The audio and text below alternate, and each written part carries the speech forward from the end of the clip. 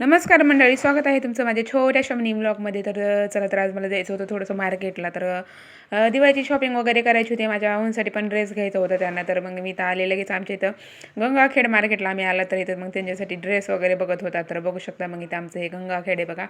जे कोणी गंगाखेडमध्ये असतील त्यांनी नक्की मला कमेंटमध्ये सांगा. तर लगेच मग घरी आलात. घरी आल्याच्यानंतर भूक लागलेली होती, थोडासा उशिरा झालेला होता. मग काय, मग मस्त अशी बाजरीची भाकर केली आणि मस्त अशी बेसन वड्याची भाजी केली.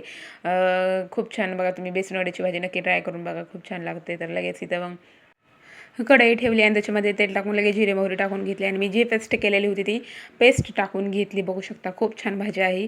लगेच वरून थोडंसं खोबरं टाकून घेतलं आणि छान असं लाल कलर येईपर्यंत भाजून घ्यायचं.